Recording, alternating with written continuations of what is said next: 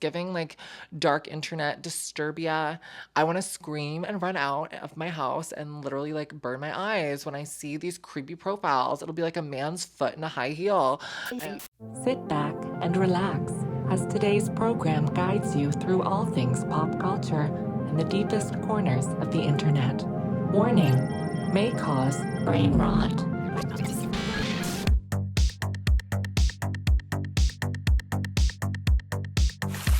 Hi everyone, and welcome back to Brain Rot. I hope all of your brains aren't too rotted, but the internet has been on fire lately, and I am excited to do another episode with you guys.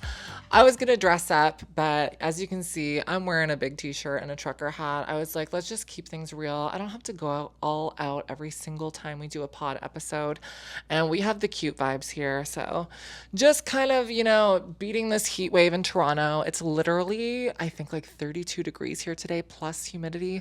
So it's kind of insane. We're just not trying to do the most here. And I want to, right off the bat, show you guys this PR I got sent. It is the Alani Nu Pink Slush energy drink. I know that this is a pretty popular brand. I think it's probably from LA, but I'm not 100% sure. I saw that they were using Brittany Mahomes to promote this new pink slush flavor. I'm not an energy drink girly, but let's see how off the rocks I get by trying this out.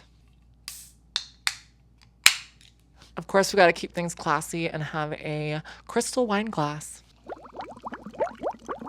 Can you hear the fizz? It looks very like crystal white, a little bit opaque, not fully opaque, but let's give it a first taste test. Wow. Is there sugar in this? That's really sweet tasting. It's kind of giving stevia vibes. 0 sugar, 5 calories. Skinny legend. But what is in here? High caffeine content. Not recommended for those under 14 years old, pregnant, or breastfeeding women. And do not drink more than 1 per day. Ooh, okay. Oh my God, that's frightening to me. How much caffeine is in here? 140 milligrams. Okay, that's crazy. I already had a coffee today, so I'm kind of afraid, but it's what it is. Yeah, sucralose. I guess that's what's used to sweeten it. Tastes good. Tastes like a pink slushie, like cotton candy vibes. It's giving like cream soda, cotton candy. It's not bad. It's just very on the sweet side. I kind of thought it was going to be more like a seltzer, but nope. So we have a bunch of hot topics that I want to get into today with you guys. And a lot of them are trans related, which is very topical to this channel because we talk about that stuff all the time. We're going to talk about Ava Kris Tyson and all the scandals involving that. We're going to talk a little bit about the Cody Ko situation. And we're also going to talk about trans athletes because the Olympics are currently happening. And I have a lot of hot takes. You guys are going to want to get your tea ready. It's going to be piping hot today. Grab your snacks and let's just have a chill sesh. Also, if you are driving or busy in any sort of way and all you can do is listen, we are available on every single podcast platform, Apple Podcasts, Amazon Music, Spotify, of course, so you guys can go listen there as well. I'll have all the links in the description box below. And at the end of today's episode, we're going to be talking about the book review finally from Blood and Ash by Jennifer L. Armentrout. It's going to be a very informal but fun book review. If you guys have been following along with the book, it'll be so fun. And I can't wait to hear all of your thoughts down in the comments below as well. So, Ava Kris Tyson. I must admit, I don't have a lot of backstory on this situation because I am not a Mr. Beast superfan. I am not Mr. Beast adjacent. It's just not my kind of content, but I do know that Ava Kris Tyson was in the news a bunch specifically because she transitioned and she was one of Mr. Beast's like right-hand men prior to transition, now right-hand woman, I guess, part of the whole brand and everything and part of the friend group for, a very, very long time. And they had this, friendship and Mr. Beast was very supportive of Ava Kris Tyson's transition and her journey, which was, very nice to see, but she obviously received a lot of backlash and controversy simply because she's trans. But she's recently been making shockwaves across the internet because people have exposed inappropriate behavior with minors. And that seems to be such a hot topic on the internet. I feel like people are always wanting to expose others and cancel them, obviously with good reason for a lot of people. And I think as well well. The things that I've seen, of course, this is all alleged, but the things that I've seen and I've researched, it's pretty well warranted towards Ava Kris Tyson. She was, messaging with minors back in the day before her transition. Most of the allegations and everything I've seen are all prior to her transition, so it has nothing to do with her being trans. Of course, you're going to see people trying to lump those things together because the people that are on the trans hate train are going to do whatever they can to try to discredit trans people and to try to paint us all under one brushstroke, which is so unfortunate to see. Some of the allegations that are levied against Ava Kris Tyson are that she had a Discord server that had a bunch of minors in it as well, and she would put a spam bot in it that would post NSFW content to the minors, aka corn. I'm going to be speaking in code so we don't get demonetized or flagged. But the reality is the reality. Very inappropriate behavior. As far as I'm aware, there's no actual contact with minors or grooming that is present, which is always the buzzword for people to use against the queer community. Grooming, grooming, grooming.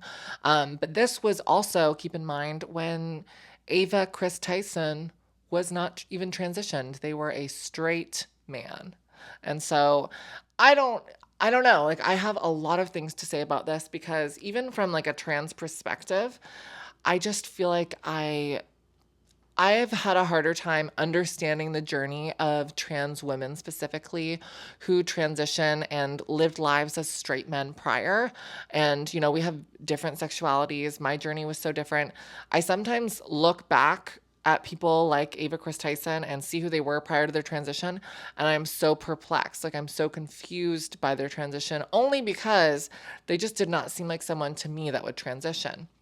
Now, another thing that Ava Kris Tyson was involved with was a lot of conversation and discussion around something that I believe is called lolly, which I don't even want to get into. The whole thing disturbs me. So basically, she has, prior comments on threads and a video of artwork in her apartment that was depicting basically cartoons of minors in extremely explicit compromising positions and stuff like that, and admissions to having consumed that type of content.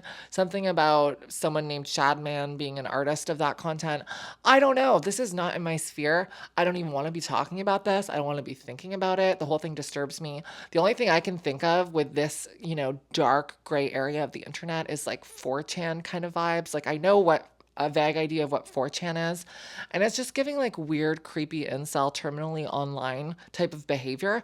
And that's kind of the vibe that I'm getting from the, Ava Kris Tyson pre-transition world, even with Mr. Beast, who was also featured in one of the videos where the artwork was present in Ava Kris Tyson's apartment again prior to transition. So just it gives weird incel, creepy, subculture, dark web internet creep vibes. It just does. It's creepy and I don't relate to it. And there's so many men that I've met over the years who would fall into that category of being creepy and weird and spending too much time online and very much being heteronormative, but not being able to express themselves in a sense. And so to hear all of this, and also I saw a clip as well of Ava pre-transition discussing revenge content that was made about Jeanette McCurdy and where to access it. And actually who the hell makes a YouTube video on that? Just so disturbed. And I just can't, my brain just can't process that. I find it so bizarre and weird. And, just to tie things back to, the trans experience, I find there's a correlation on some level sometimes between these individuals who lived lives as straight men. They're attracted to women, clearly, and they engage in the world in a very heteronormative, masculine kind of way and do this type of shit. I don't relate to that. And there's so many girls out there like me in the trans community who see these types of individuals, the Ava Kris Tysons of the world. They're transitioning and they have a huge platform and they completely skew what at least my and our perception of being trans was and the journey was into something totally different, There's a lot of people out there that, really sexualize transition and turn it into this fetish type thing. And I'm not saying that that's what Ava Kris Tyson has done, but I don't know, like based on the stuff that's surfacing and coming out, I just wouldn't be surprised. Like the people that are just, the first ones in my DM with the inappropriate messages and the disturbing, non-consensual sexualization of me as a person, which is maybe subconsciously why I'm wearing this outfit today, covering up for once. No, I'm kidding. But they're always the men in skirts and pantyhose saying like, "Oh, are you wearing a G-string today? You're such a sissy femme." Like giving that kind of weird lingo vibe. It's giving 4chan. It's giving like dark internet disturbia. I want to scream and run out of my house and literally like burn my eyes when I see these creepy profiles. It'll be like a man's foot in a high heel and, just disturbed, and I don't like it. It's like they fetishize the idea of being a woman. And I'm not saying that that's what Ava Kris Tyson is doing. I'm not saying that at all, but like to, be so attracted to women, to be so engaged on the deep internet in this way, and then to want to transition and be a trans woman who also is with women. It's giving like predatory vibes to me. And these other individuals that, are on the internet commenting these things towards me or, just in general towards women, we've all seen that creepy video of that person in, I don't know, was it like Amsterdam or somewhere that like puts on a full latex suit of being a woman? It's giving Buffalo Bill vibes. There are men out there that just completely fetishize the idea of being a woman, and it's the truth tea. And we transsexual girls like myself and others, we don't have that experience. Like, I cannot imagine. For me, sexuality was like the last thing on my mind when it came to transition. I was so uncomfortable in my body. And I even said to myself, I was like, if I transition and I could never, have a partner or express myself sexually, I will be fine because I'm so unhappy, living my life as a boy. It's not who I am. It's not my identity. I don't have to, put on an act or a performance when I'm transitioning. I'm just being myself. If you see me as a woman or you don't, that's fine for you. I don't really care. I don't need that external validation. I'm just being myself. And, I'm not trying to be, sexualized or fetishized. And I hate that aspect of being trans because it's seen in such an objectified kind of way. And so when I hear about all these like disturbing things from someone like Ava Kris Tyson, just having these inappropriate boundaries with minors, talking about revenge porn, like that to me is such like a man thing to do. I don't identify at all with Ava Kris Tyson, and I never did, even when I like first saw her headlines or whatever. Like she's someone who also was married to a woman pre-transition, married to a woman as a man, had a child, did the whole shebang. And, I could never see myself in that position. I'm not going to say it's impossible and it like discounts, your transness if you like forced yourself because of, internalized shame and hate. Like for sure that happens. But when you see people creating content and going out of their way to do things that I would deem like so typically, incel heteronormative masculine like suppression rage vibes, I'm at a loss for words. Like I just don't relate to it. I don't understand it and I don't accept it. And, that's kind of my tea on that situation. I know that's a controversial take to have, but I think most trans girls, especially the trans girls who, we just want to live our quiet, cute lives. We don't, need to turn it into a big show or a spectacle. I just feel like we're trying to just live our lives and be ourselves, the best version of ourselves. And if we meet someone along the way and we like have that connection, we have that connection regardless if it's a man or a woman. But to see that kind of a journey from someone and that kind of an arc and that kind of a history and a past, it's giving, Jessica Yaniv. It's giving like, these individuals that are just very inappropriate and I just don't identify with it. I don't accept it. I don't condone it.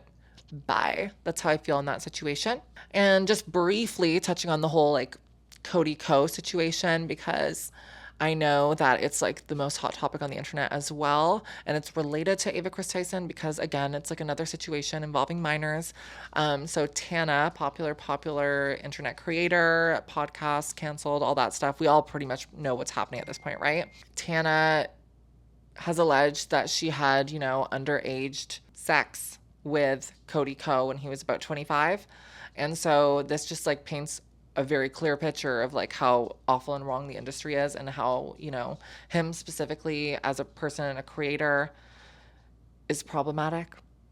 We all can agree like it's gross. Like, let's just be real. And it's interesting how everything has unfolded around that and stuff like that. And I just know there's so much other shit going on as well.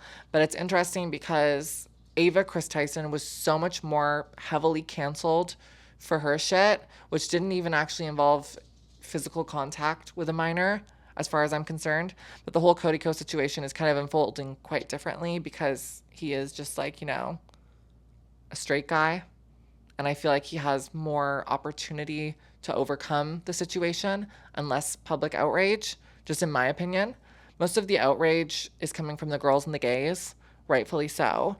But, it's not often you see other men condone this type of action from men, which is kind of like messed up in our society and like makes me kind of sad. So I hope things with that situation can be resolved. But that's pretty much my 2 cents on that. I don't have a lot to add to it. Everyone's talked about it ad nauseum. And then I wanted to talk about trans athletes at the Olympics. Specifically because the Olympics are going on right now in Paris. It's so fun and exciting. And I love seeing, that patriotic pride for your country, and just seeing these athletes like push themselves to new heights is just so iconic. And I keep seeing these articles and links that are shading Leah Thomas. So just a little throwback, Leah Thomas was competing at a, super high level for swimming. And she originally was on the men's team and then transitioned, went through hormone therapy, and then started competing with the women. And she was trying to challenge the NCAA and all the, the regulations to allow her to compete in the women's categories. She was trying to go to the Olympics, according to these articles, and they barred her, and they barred trans women from competing against biological women. And you know what my take on this is? I say good for them. And I'm not trying to be a pick me. I'm not trying to, come from my own community. I think in life we all need to have some self-awareness and some self-reflection, and to know when to sit the F down. We're not trying to take up space in women's categories, which are already marginalized. We're not trying to take away opportunities from women. There are biological advantages that we have. You can look at the photos, they don't lie. Leah Thomas is biologically engineered to perform better athletically as a male, which is how she was born. Same with me. I always cite this case study because if I can talk about my own experience, I feel like I can talk about Leah's experience. I have 4 younger sisters, and not one of them grew to be taller than me. Not one of them grew to have bigger feet than me. Granted, if I stood in a line with them, you wouldn't be able to pick out, me as being the trans girl. Maybe you would. I'm pretty fortunate with the way my genetics developed. But that being said, I still acknowledge the fact that I am genetically engineered to be higher performance when it comes to endurance, strength training, athleticism, because I was born male. So my structure just has a bit more oomph to it, I acknowledge that and I accept it, and if anything, I'm proud of it. It makes me a stronger person. I don't need every part of me to be squalid and feminine. And, I'm not trying to like project my insecurities by trying to be like overly feminine. I don't care. Like, I'm proud, honestly, of some of my physical prowess. Not to say that I'm that athletic and crazy. I'm definitely, if I were to compete at a high level with women, I would bomb and I would suck for sure. But the point here is that men are at a biological advantage across the boards. There's a reason why things were separated to men's and women's categories. You can look at the statistics. The numbers don't lie. The facts don't lie. And men just compete at a higher level. It's the truth tea. Another thing I always like to cite with the Leah Thomas situation is that her swim times never improved. They always stayed consistent around the same, even after HRT. The only thing that improved was her position in her standings. So she went from being in the hundreds to even 400s, I believe, in the men's categories, to then competing with the women and placing in the top with them. Some she won, some she placed in the top 4. Like, that's crazy, and that's the writings on the wall. And so good for the Olympics people. Of course, I think that, co ed spaces should exist. I've started doing volleyball recently and it's co ed. I suck. I'm not that good. I'm okay and I'm getting better and I'm having fun and it's co ed and, it's an enjoyable situation for me. But I'm not competing at a high level volleyball trying to take up space on a court, standing at like 6'4", like literally trying to take away opportunities from women in the women's category. And what's furthermore is I think it would be so much more exciting if a trans woman stayed in the men's league and still competed with the men and beat them. Now that would be iconic. That would be legendary. That would be the moment. It reminds me of when I was in my grade 9 gym class. So all prior in my school years, I literally was, the butt of everyone's jokes. I was the femboy that was like, everyone would ostracize, make fun of. I remember there were moments in my gym classes in elementary school where no one would pass to me. It was so overt that the teachers would sit down the class and inadvertently like give them a talking to and not specifically single me out, but basically say, I'm so disappointed in this classroom. There is some bullying happening here. We need to make sure everyone that's on the court gets a turn with the ball, because I would go around trying to prove a point and I'd be like, pass here, and I would be the only one open. No one would pass every single time, to the point where it was comical. And I did that on purpose so the teacher would see. And like, it like obviously worked in my favor because they saw, but nothing got better because, I was labeled this one way, and they like put me in a box and I, was completely ostracized and bullied. Flash forward to grade 9 at a whole new school, but in Ontario, Canada, we have to take phys ed, gym class in ninth grade, which is, I guess, what's ninth grade referred to as in the US? Is that like freshman year? I don't know. So, anyways, literally grade 9 me, I said to myself, we're not going to have a repeat of this situation. I have to be in an all boys gym class. I want to KMS. I do not want to be here. I am going to like suffer. But the only way that I can prove myself is to be more athletic, is to like serve CUNT on the court. And that's exactly what I did. I tried my absolute hardest and I earned the respect of all the men around me. And it was a slay. I did the beep test and I was one of the last 2 or 3 people running the beep test. The teacher was shooketh. He was also the football teacher. He was shooketh. Absolutely shook. I was freaking running on that flag football field. I punted that ball straight through the goalposts. It was iconic. I even won the badminton. I know badminton, but I won the badminton tournament in my grade 9 gym class against all the other athletic guys, some that were like on track, some that were, playing on the football team. I won. And it was doubles, but like I slayed. And there was another guy in my class who was way more athletic than me, and he was kind of like the star athlete of the class, and he had the same name as me at the time. And when they said who won the badminton tournament, the coach threw him the prize, and then he had to say, no, the other insert name here, and then slid it across the gym floor to me. And I never felt more proud of myself. I was like, you served, you slayed, you owned that MFer. And I earned the respect of all the guys in that class. And I never got bullied, and they would pass to me, and they knew I was freaking good. And it was iconic. And so I pray for that for Leah. Like, just serve if you're going to serve, but do it in the men's league and, prove everyone wrong. Just serve if you're going to serve, but do it in the men's league and prove everyone wrong that you can freaking rise to the top, That's so much cooler than going to, the easier option and taking away opportunities from women who cannot compete with you physically. And are there some women who can defeat Leah Thomas? Of course they are. There are, because they're badass. But that doesn't mean that all the other women should have their opportunity bumped down because Leah Thomas wants to join. Also, for swimming, why the hell would she not want to be, competing in the men's league? That's like the hottest Olympic sport. Like all those little Speedos and the rippling abs. Sign me the F up. Like if I was going to compete in swimming, I would totally stay in the men's league. Hello, that would be so hot, being on the men's swim team. Anyways, that's pretty much it for my hot takes on pop culture at the moment, or the news, or whatever's happening online. We're going to dive into the book review now. This is our first official book review on the pod, and the book we are reading is From Blood and Ash by Jennifer L. Armentrout. And let me tell you, her arm was in her trout when she was writing this. No, I'm kidding. Don't cancel me. But yeah, so basically, this novel, I would describe it kind of as a Twilight meets medieval fantasy. Very similar vibes, very similar, I want to say similar writing style, but I feel like I actually preferred Stephanie Meyer's writing style to Jennifer's. And I don't want to like be too harsh because I know that this is like very much like a spicy romantic type novel and it's not like a literary masterpiece by any means. But that being said, we are going to talk about the tone of the book. We're going to talk about the story arc. There will be immense spoilers. Do not continue watching if you're going to read the book because I don't want to give away any of the spoilers.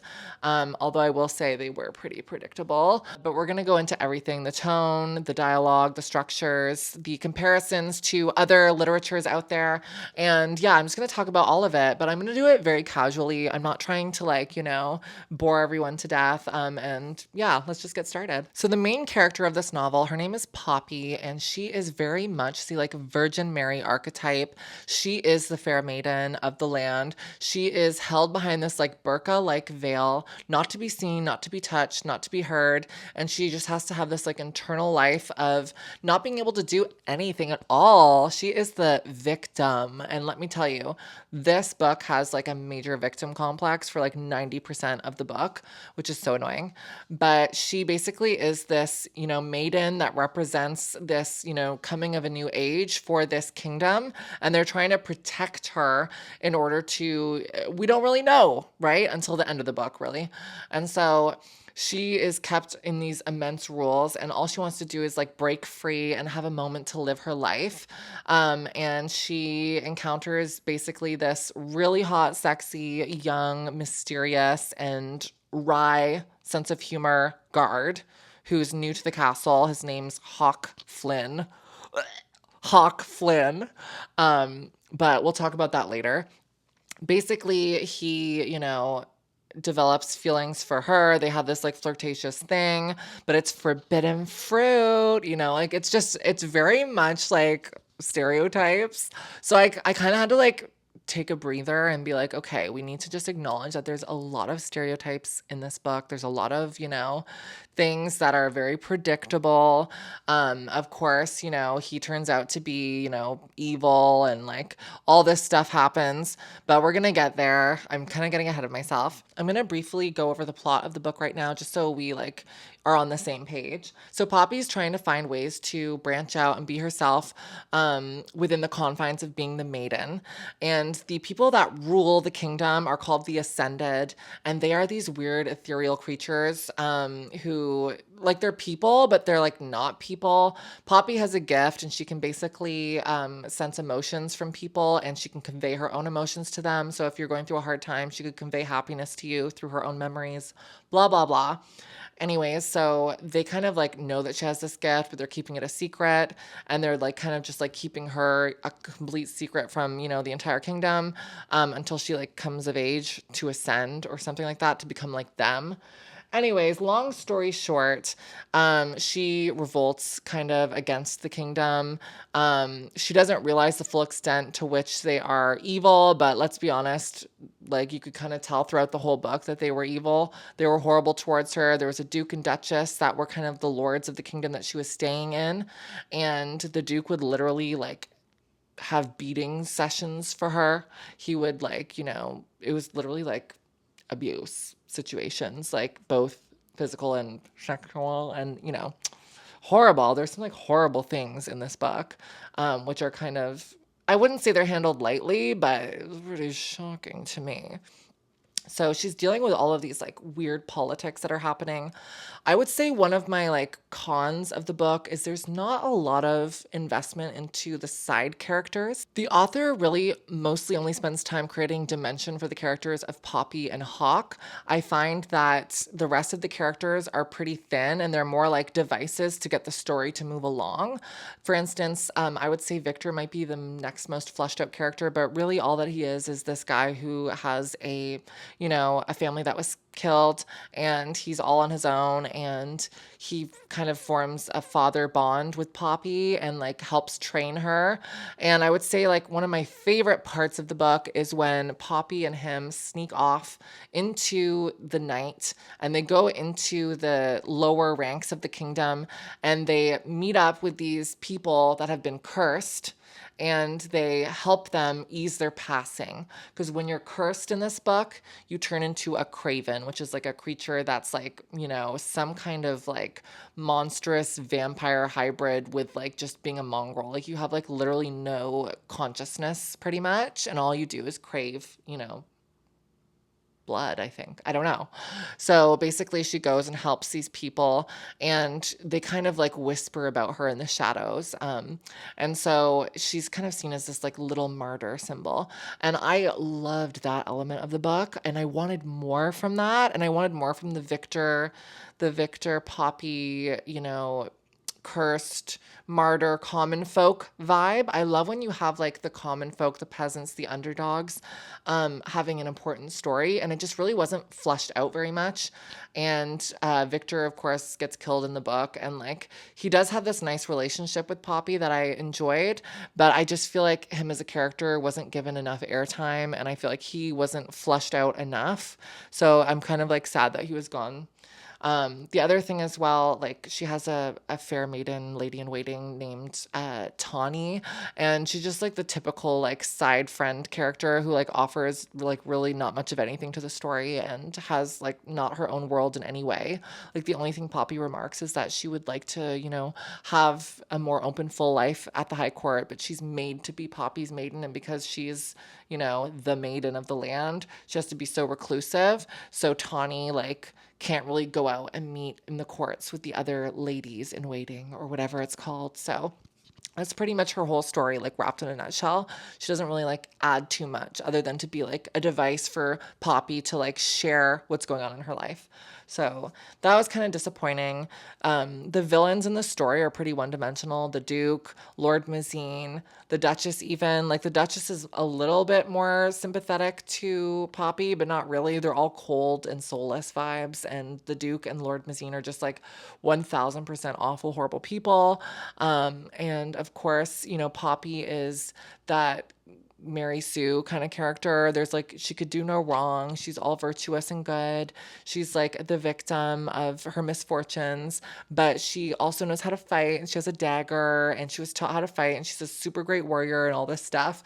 And so it's just like kind of hard to wrap my head around Poppy a little bit, because I like a bit of an anti-hero. I like someone who has flaws, and I just feel like she had no flaws.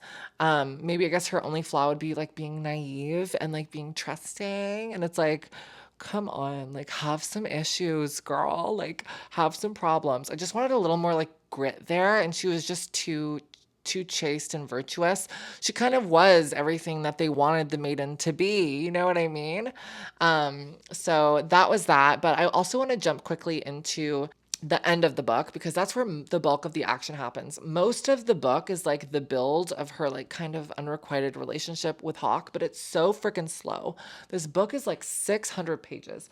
You guys, Harry Potter packs a story in 600 pages filled with characters you will never forget. This book does not do that. It's very much like, Poppy Hawke, and like the kind of politics happening in this world between, the Ascended and the Atlanteans and the Dissenters kind of vibe. And she talks at length about those things, but in a very like expositional kind of way. The intro of the book, she's in this brothel called the Red Pearl, and half of the intro is her just explaining how the kingdom works and like all the different guards and everything. And it was just so dry until she like meets Hawke in the brothel just by chance, And then it was like a little spicy, but like I just felt like the intro was too dry and it wasn't like written in a very exciting way.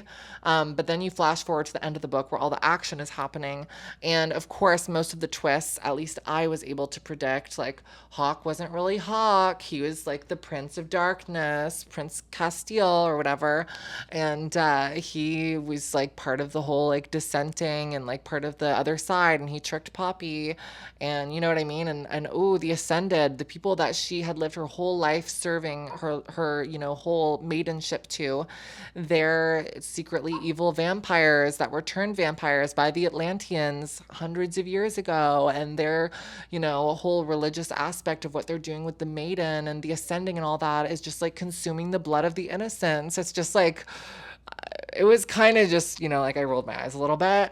But I will say a twist that I really enjoyed at the end was that Poppy turns out to be half Atlantean, and that's kind of why she has her gift and why she was so coveted by the Ascendant, by the vampires. And so I liked that twist. I thought it was cool. I thought it was engaging, and I thought it made sense considering she was a good fighter and considering she like had a bit more of a connection with Hawk slash Prince Castile, because that kind of like energy of them being of the same, I think is really cool. And her kind of realizing like, yeah, I was so different my whole life, but now I kind of have a little bit of an idea why.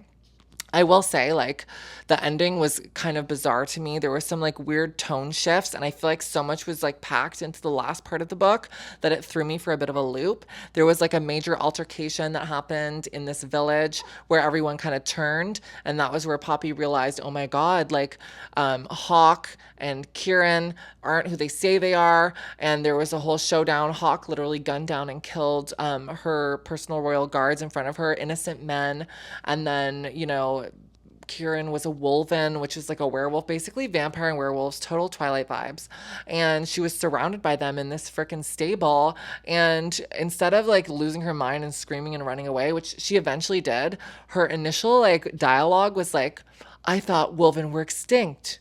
What's happening, Hawk? What the blah blah blah. It's like you just watched him kill. You know that he freaking did this. And also he took her virginity the night before, the Fair Maiden's virginity. Like, I would be devastated. Where's the like, you monster running? I know.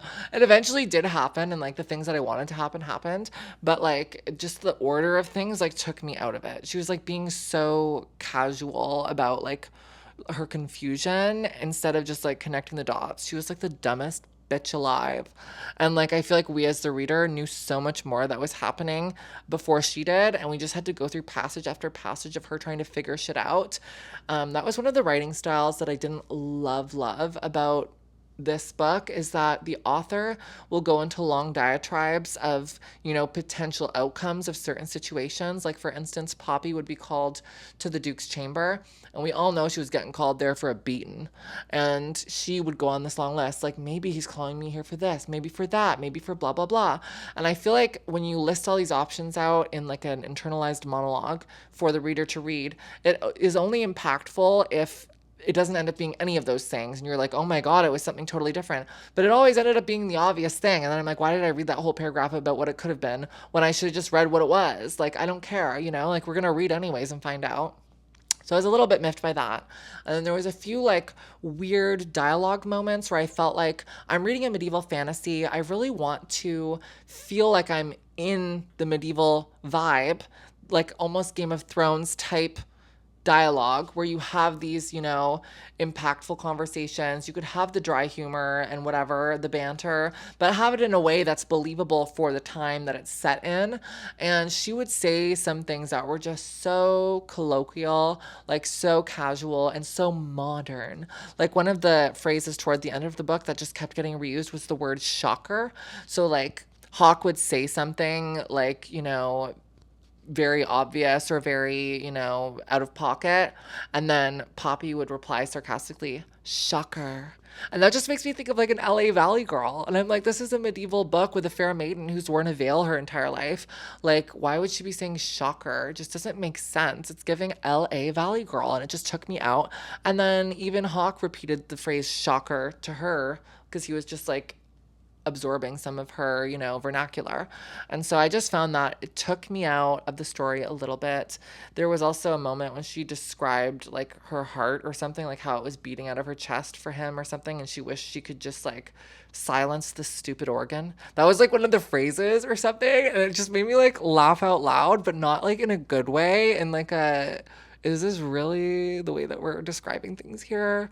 Yeah, so I just felt like the dialogue was off a little bit, and like some of it was just a little too modern or casual. But maybe she like wanted that kind of like comedic, dark tone. She should have just embraced it a little bit more, in my opinion, because it just would come out of left field for me. I do think that she was good at writing the lovemaking spicy scenes. I enjoyed them, but I felt like there wasn't enough. Obviously the build is like what counts in these kind of books, but I feel like you had like the opening scene at the beginning of the book that was like a little spicy, but then you didn't get anything till the end of the book. And it's like, what the like, come on, give us something. Like, it's so dry, and it's not like the plot was like the freaking Odyssey or the Iliad. So, I don't know. I'm a little bit of a, what's it called? Like a harsh critic, I guess you would say. But will I read the next one? I am kind of curious to see where things go with the characters. But I will say there wasn't enough of a cliffhanger. I feel like everything got kind of answered at the end of this book, and I felt like they could have left some stuff open. Like, for instance, the whole dark one, giving Voldemort vibes, right? The dark one in this book that's just talked about as like a rumor, a whisper in the winds, the dissenters, the dark one. And the dark one ends up being Hawk. And that was just a bit much for me. I feel like he's Prince Castiel. He didn't have to be the dark one. I just feel like we were jumping the gun a little bit. And just to draw it back to my appreciation of characters that don't have to be kings and queens, like Hawk was in some ways more interesting to me because he wasn't a prince, because he was a soldier. And him being the Prince of Darkness, like Prince Castiel, the Dark One, like the Royal of the Atlantia, I just felt like it was a little bit too much. Like, we don't need all that. Like, we're fine with him the way he was, or if he was going to be an Atlantean, he doesn't have to be like the main prince. I don't know, just my 2 cents. Maybe I'm just a little bit. I recently read, what's it called? A Kiss of Deception. And if you guys have read that one, it's like a more young adult version of this book, but it's the exact same plot. Like, princess escapes castle, knows how to fight with a dagger. She has like a love triangle after her though. One of them's a prince, one of them's an assassin who works for like the dark side, which is basically the Atlanteans in this book. And like, and she realizes, oh, they're not all so bad, like I was fed propaganda through my kingdom. And that's kind of what's happening with Poppy. So I just find like the two books are like, to read them back to back, I was like, damn, I feel like I'm reading the same book, but like the slightly more adult version. So just my 2 cents. I haven't decided on what book I'm going to do next for the book club. You guys can like put recommendations, but I might just do the next book just to see if it's any different or any better. Maybe the author gets into her groove a little bit more. But I will say I'm not like in love with Poppy. There's not a lot that I'm holding on to with her. I liked that obviously Hawk, Prince Castile, turned out to be like pretty savage and evil in his own right, but also like doing what he needs for his people and also having, awareness of everything. So like I still kind of like him as a character. I just don't necessarily love Poppy as a character and the way that she responds to him and the way that she like submits to him, despite the fact that he was like had a hand in like murdering all of her loved ones in a sense, like inadvertently. So I don't know. I feel like I'm kind of wishy-washy on the whole like character development situation. I am curious to see like what happens with their relationship in the next book because he wants to take her to be his princess, which I'm kind of like, oh, like there's moments where I'm like, oh, like when they were like making love in the forest, like passion and heat and whatever. Like it was pretty good. But anyways, that's pretty much it for my book review. I hope you guys enjoyed it. And that's pretty much it for the Brain Rot Pod. As always, hit that subscribe button, comment down below if you have any opinions, and hit that thumbs up. And I will see you for the next pod. Bye, guys.